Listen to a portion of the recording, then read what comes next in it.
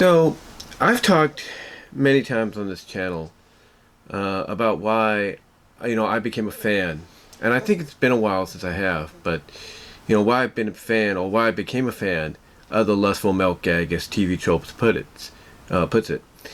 And, here's the thing. In case you guys don't know what Lustful Melt is, basically, as TV Tropes describes it, is basically visually in animation and any other fictional premise. It's basically where a male or a female that is so enamored, if you will, they're so enamored, attracted, in love, if you will, with the opposite sex or the same sex, if you will, that they will literally melt into a puddle of goop. Literally. They will literally become a puddle of goo. And I remember seeing this, my history with it is, I remember seeing it for the first time back when they had the Tom and Jerry, what was it, the Tom and Jerry Funhouse or something like that, Super Funhouse on TBS when it was still WTBS. And, the Tom and Jerry Funhouse, the Super Funhouse, was basically a show, a variety show of cartoons that WTBS would show around 11 o'clock and noon, or noon and 1 o'clock, basically for about an hour. And they would show everything from, Looney Tunes to Hanna-Barbera to Woody Woodpecker to Casper to even Popeye. And I remember watching one time as a kid. I think I was like 6, 7 years old at the time. Well, actually, I probably was 6. And Parlez Voo's Woo, I think that's how you appropriately say it. Parlez Voo's Woo came on. And it was the 1956 theatrical short. And I remember watching it and getting a kick out of it. But what I really remember the most of was the ending, where Popeye basically ate his spinach for a second time. First time I've ever seen that. And he ended up, because he ate it, being dressed up in this tuxedo suit that was very reminiscent of the international suit, or the international suit, if you will. And I remember, him doing that and then going up to Olive, kissing her on the hand. And next thing I know, I hear her say her line of, "I'm just like butter in your hands." And next thing I know, I see her just, as she's saying that, melting into a running puddle of butter on the ground. And all that remains of her is just her smiling face, her smile in her eyes. And she's just flowing down the ground and everything. Now, if I want to go back and watch that, I could just pop in the 75 years of Popeye DVD that I have. Or just go to my YouTube channel and watch the scene, the clip itself, because I have it on there, as we speak, in different various, resolutions and formats. Like, I have it in, regular 480, I have it in 1080p, I have it in 8K, I have it in 4K, I have it available in different resolution formats that you can watch depending on the screen you have, or the screen I have. So I remember that being my first introduction to it.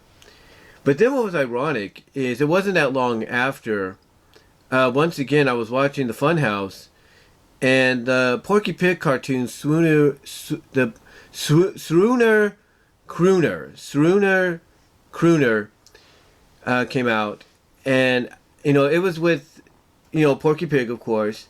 And it was obviously based around World War II. Basically, like, bonds and everything, but they didn't really focus on that. Mainly it was like, you had these hens, these female hens that were laying eggs, and Porky, being a farmer, an egg farmer, had to make sure they laid as much eggs as they could. And obviously it was, for the war and all that.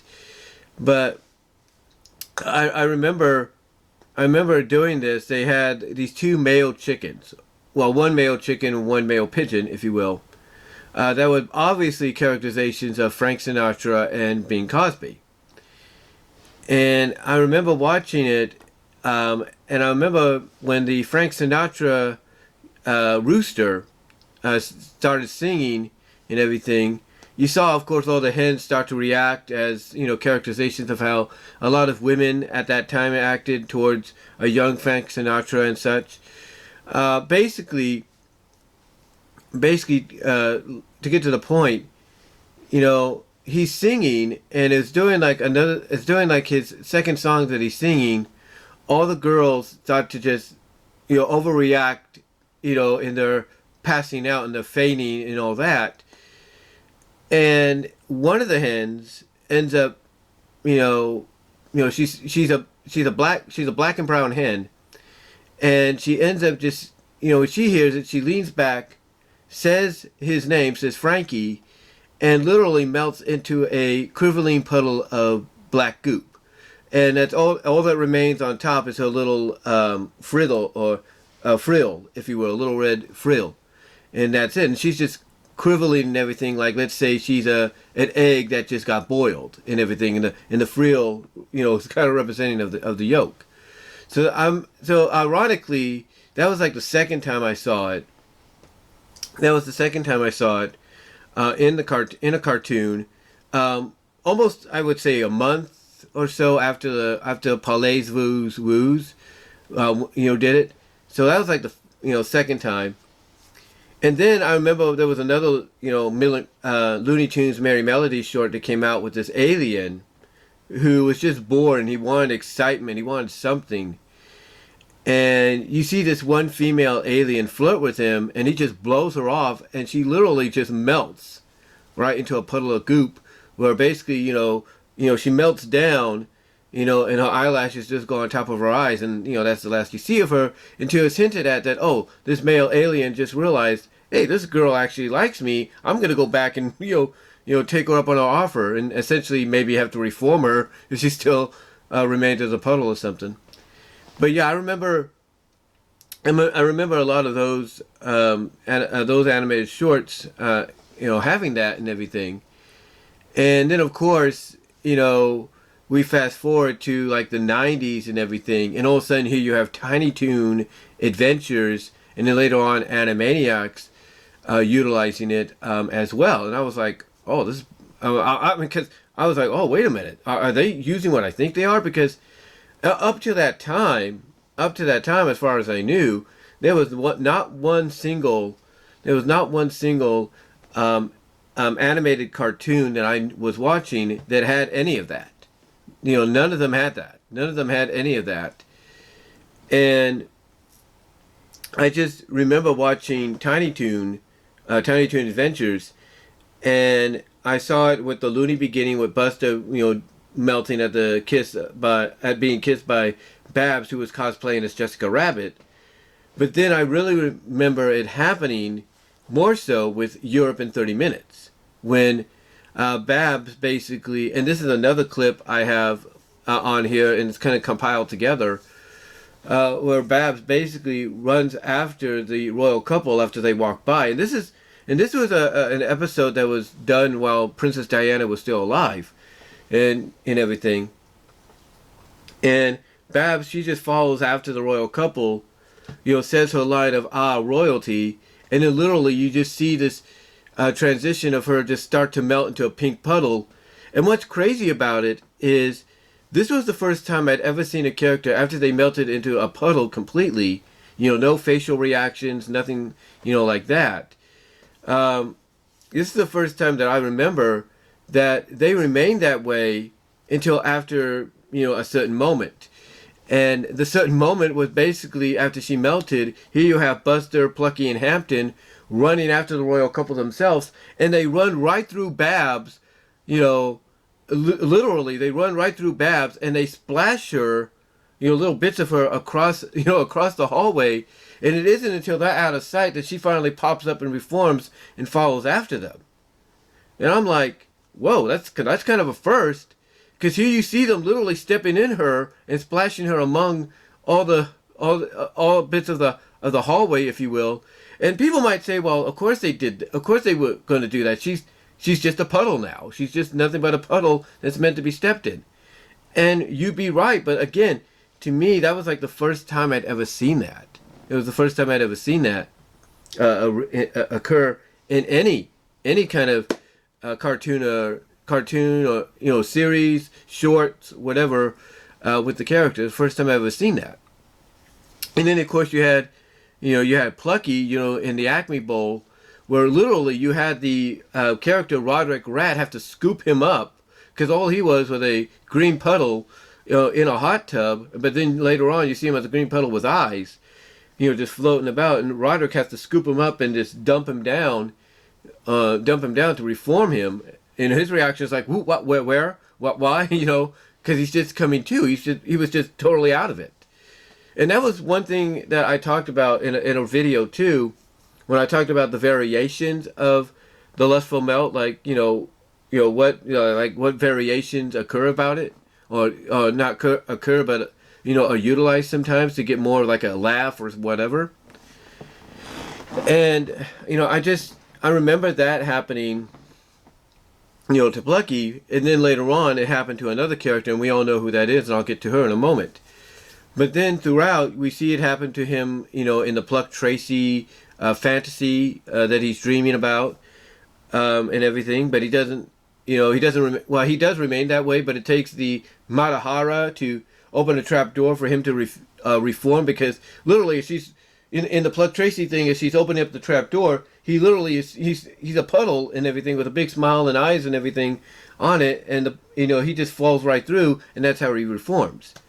The other Lustful Melt that I know of, probably the last one, of course, was Babs, and It's a Wonderful Tiny Toon Christmas, after Buster kisses her, and she melts right through her clothes, and all that remains of her is her eyes that fall down on top of her clothes and the puddle that she's become. So, seeing that Tiny Toons had brought it back, obviously you knew that any other series that was going to follow suit in the same tone was probably going to do it too, and Animaniacs did not disappoint. They did not. I mean, we see it in Space Probe with Dot. I mean, literally Dot, she's wearing this helmet and she's getting her thoughts projected on a screen, and we see, I guess, pictures, or visually pictures, I guess, I would assume Mel Gibson, in one thought. She literally starts waving her hands, sighs a little bit, and melts, literally, on the chair, to where she becomes a melted puddle of white, and all that remains is her ears and her flower, her little flower pin, if you will, that she wears, and on the puddle. And her ears, like I said, after she melts, they just flop down. Her flower's still up there, and then the helmet that she was wearing just comes crashing down on top of her. And the aliens' reaction when they go over and they lift up the helmet, they're like, what happened? Did we kill her? Because literally, if you pause it, if you watch the scene in slow motion, you pause it and everything, they just have this look on their face like, what happened? They're lifting it up, and all they see as they're lifting it up is just a melted puddle of Dot, with just her ears and a little flower remaining before she reforms.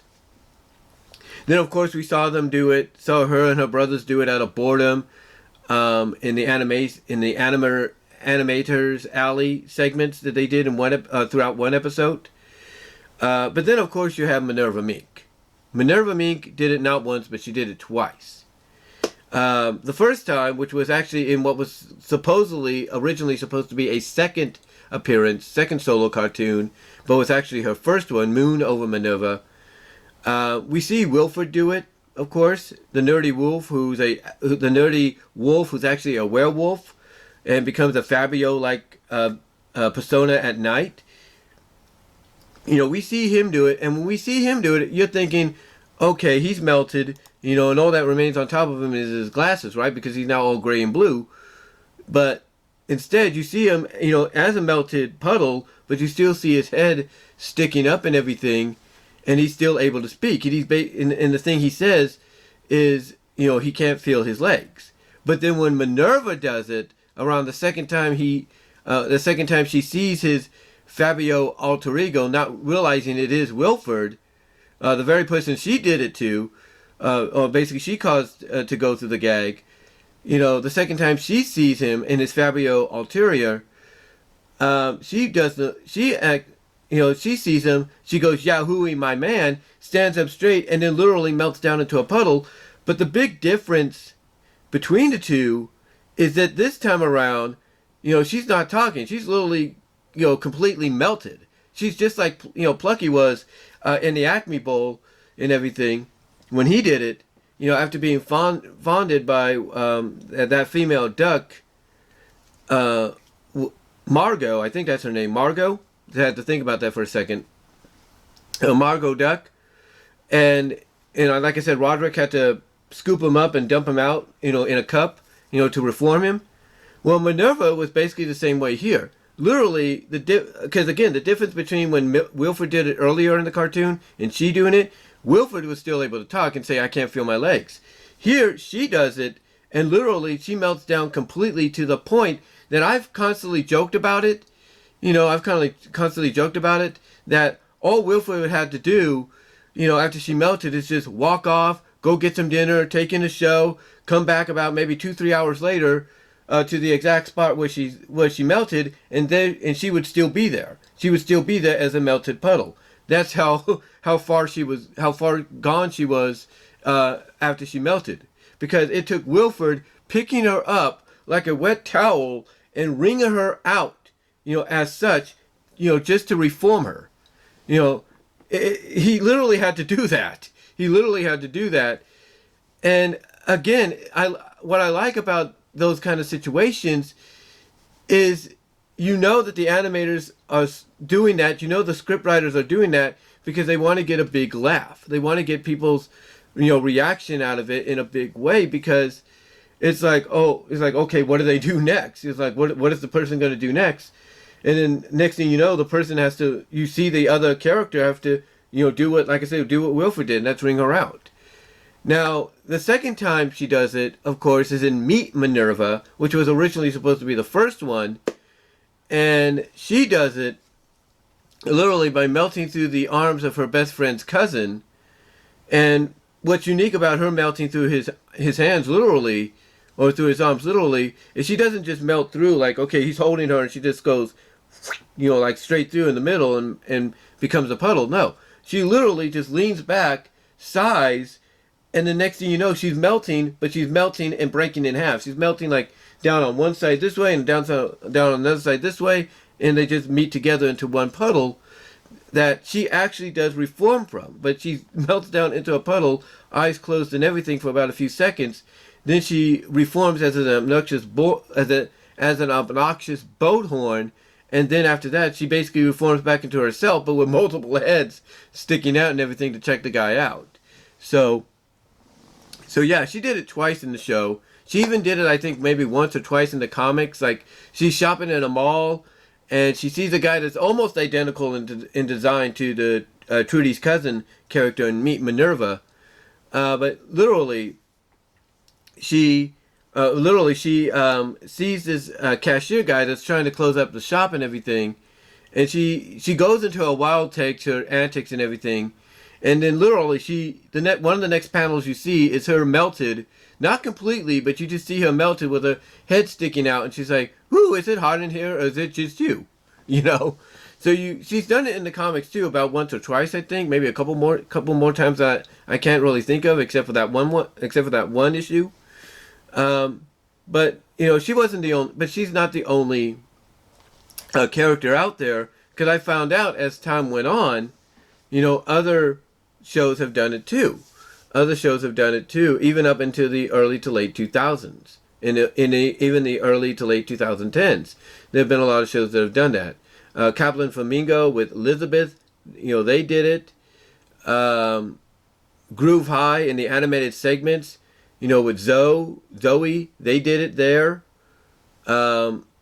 I think the Amazon show, or it's not a show based on Amazon, but it's a show named after Amazon or something, where a character named Patricia, she does it and everything. There's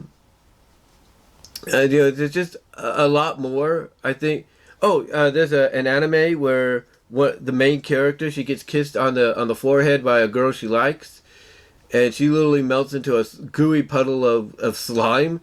And she's basically acknowledged as Yusagu, if you will. So she's done it there. yeah, there's been just a lot of prime examples and everything of this gag being around even to this day. And to me, when I look back on it, like anybody, I even wonder myself, like, what is it that made me a fan? And I think what made me a fan of it is the silliness of it. Because you know that legitimately in real life, that cannot happen. I mean, in real life, you could have a girl or a man or whatever acknowledge that they feel that way, but it doesn't happen. Now, with technology nowadays, there's no doubt that if you wanted to visually have that done in a show, it can be done. There's no doubt. With the technology we have, available nowadays, there's no doubt it could be done. I'm not denying that. But I think it's just because of the silliness of it. I really do. As a matter of fact, I remember back as a kid, when I first saw Minerva do it in Moon Over Minerva, everybody in my every cousin in my family, at least the cousins I grew up with, we all liked watching Animaniacs, and I remember sometimes we would talk about the latest episodes, and we talked about this one, and we all basically demonstrated how she did it. It's like, and I don't know why, but I think it's because we like the silliness of it. Like, we look back on because we would reminisce of the episode. Me and my cousins, my two female cousins, we would reminisce about it.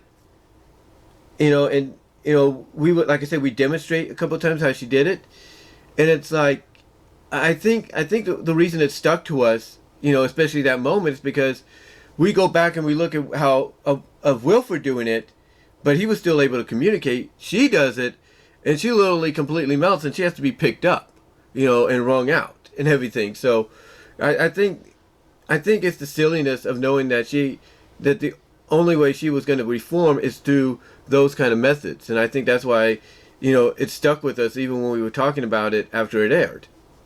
So, it's stuff like that that I think makes me a fan. It's just the overall silliness, and the visualization of knowing that it's not something that could happen in real life. You know that. There's no doubt that it cannot happen in real life. Now, I can't say whether or not that the gag's going to make a return in Tiny Toon University. I don't know if it's going to make a return in that. It might be. I mean, out of the two revival shows, Animaniacs, the revival that it had, the soft continuation, if you will, and Tiny Toon University, I don't know which of the two is going to have, the gag implemented, as a gag, for its silliness, with any character. I can't say, if it's going to happen at the start in the first couple of episodes of Tiny Toon University, if it's going to be saved for later on or not happen at all. I don't know if it happened in the new Animaniacs. I don't know.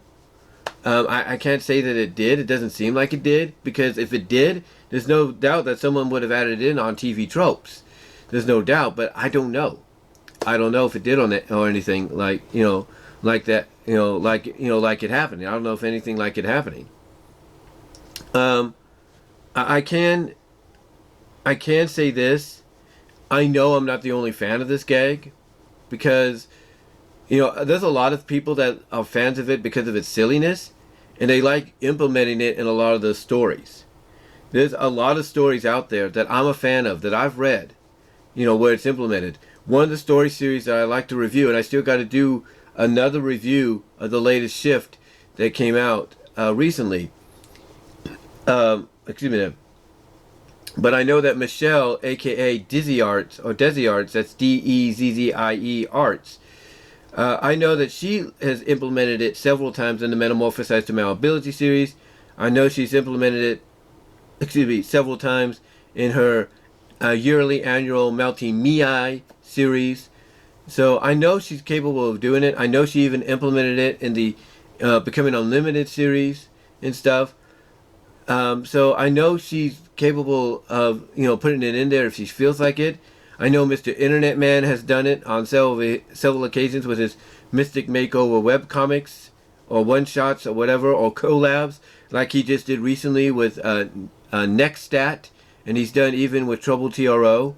So So I know there are people like them that obviously are fans of the trope, because of its silliness, that will add it in, that will incorporate it into the story when they feel like it, is necessary.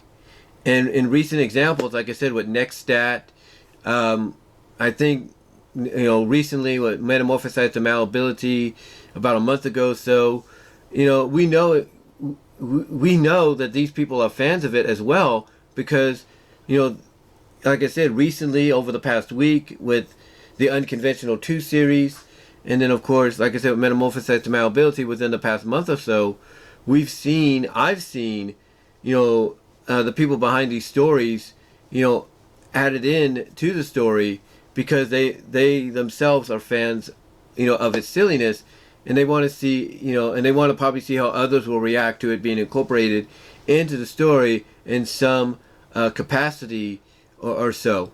I mean, going back to Mr. Internet Man, he did somewhat of a crossover webcomic called Walk on the Wild Side, featuring Minor Dash Alterations character Ruby Walker, and Minor Dash Alterations did the Demonica series, and it's implied in the Demonica series that Ruby not only gets introduced to these powers, or what Demonica is capable of doing, not just by herself but with others.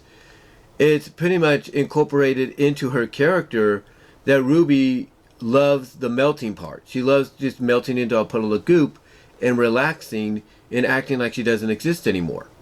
Just having the world go away because, hey, she doesn't have to bother with the world because she's nothing but a puddle.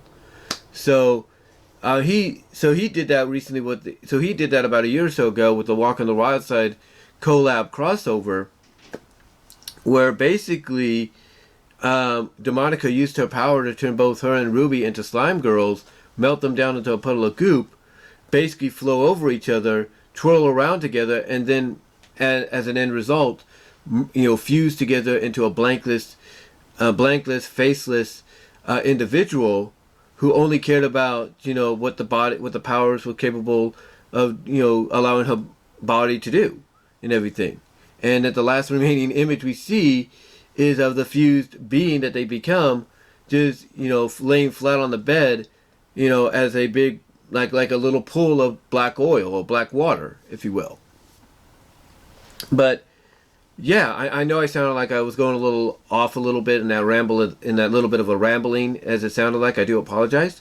But anyway, you could tell that Mr. Internet Man. You could tell that Nextstat, Trouble TRO, Joven16, and others are fans of the trope. Even Gummy Rider is a fan of the trope because what they implement. Roger is a fan of the trope. RB Comics, I believe, is a fan of the trope. And again, the reason I believe they're a fan is just like me, is because of its silliness.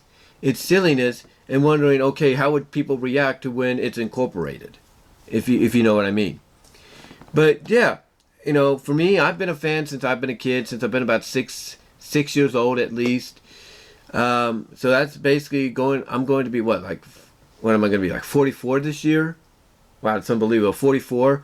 So I've been a fan for almost 40 years, believe it or not. 38 years, actually, I've been a fan. And again, it's just, to me, it's the appealness of its silliness that I think attracts me to being a fan of it and wanting to see more of it incorporated in mainstream media. Again, I don't know if it happened in the new revived Animaniacs. I don't know if it's going to happen in the Tiny Toon University series. I don't know. I don't know if it's happened in other shows that I may not know of that are not listed. Maybe you guys can help me out on that. But yeah, for the past 38 years to 40 years, I've been a fan of it. And again, I know I'm not alone in it, because those that I've mentioned are fans of it too, because the appealness of it is its silliness and seeing exactly when it's going to be incorporated and how it will be incorporated and stuff in the story. So I hope we do see more of the Lustful Milk gag trope, if you will, in the future. Let me know, guys, if there is any shows out there that are not listed at TV Tropes that have had this moment occur, in the series or something. Let me know down below and in the live chat. Also, do you think we might see it incorporated, in Tiny Toon University? And was it? And let me know if it was incorporated in the new Animaniacs. I'd love to hear from you guys on that. Also, let me know when you guys became a fan of it. If you did, what were your thoughts on when you first saw it, and if you became a fan of it instantly when you saw it on more than one occasion. Let me know in the comments as well as in the live chat during the premiere. Like the video, click on the Teespring store in the upper left hand corner to check out the Teespring merchandise that I have there. Also, you will get an audio podcast version of this at BW Roses Discussions Podcast. That's BW Roses Discussions at all your favorite audio podcast locations except for Pandora. You will also not also, but you could also, I should say, support me over at DeviantArt at BVW1979, where you can find some of these stories that I mentioned, like Metamorphosized Malleability, and some of the Mr. Internet Man, Demonica comics and everything, and see exactly what I'm talking about them incorporating the gag, the trope, into their stories. You can check those out there. Also, support me over at VENMO at BW Roses for content you can't get here on YouTube. Also, check me out and support me at Venmo and Cash App. Venmo at Brian-Walmer-2 and Cash App at BW-Roses98 to support me there. And at Patreon.com at BW-Roses, for the $1 or $3 tier. But guys, let me know down below what your thoughts are. When did you first become a fan of it? If you did, when did you first see it? Exactly. Let me know if there's any shows and stuff out there that may have it or may have incorporated recently that we may not know of, that are not listed at TV Tropes.